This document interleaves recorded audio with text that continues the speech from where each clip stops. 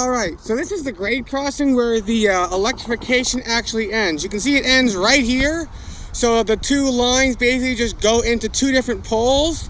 The substation right there, I'm pretty sure is the substation that is used to, one of the stations that's used to support the electrical supply for the catenary.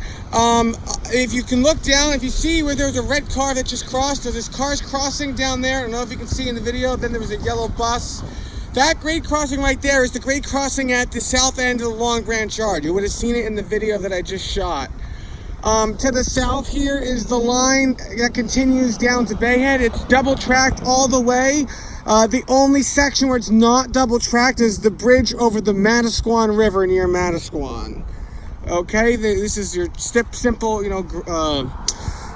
grade crossing, lights, bells, gates, and then there's another crossing right there. The reason why the lines continue down to here is because in the event that they have to do an equipment move, and they need to put the trains need to come a little bit past the yard to then switch to another track to go back into the yard. You don't want to not have power to support the trains. And being that the locomotives tend to be on the outbound side of the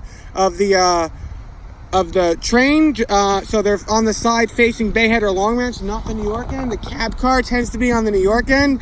You want to make sure you have enough room to move the trains in and around the yard. In fact, on the train right down here, I couldn't tell when I got on if the train was operating locomotive first or cab car first, because I couldn't see with the track that we boarded on. We boarded on track 2 at Penn Station, which is a short track, and so they actually can't fit the whole train on the track, so you have to board in the middle and then walk your way to other cars from the inside of the train.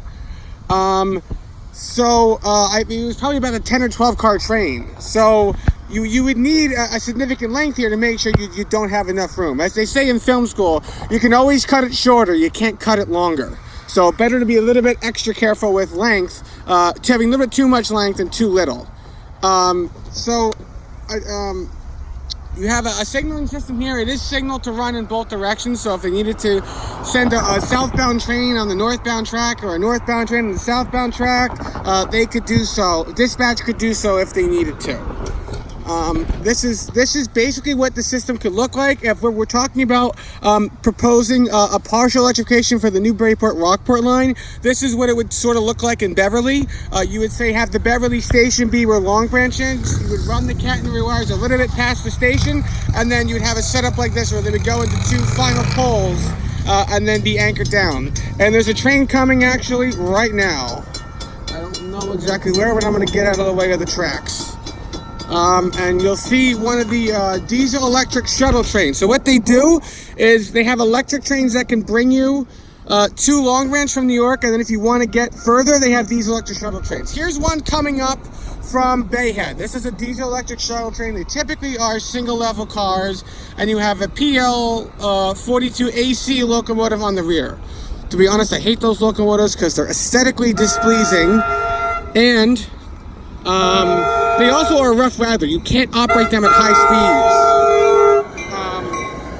So they are not really used on the Atlantic City line because high speeds have to be maintained for a long period of time.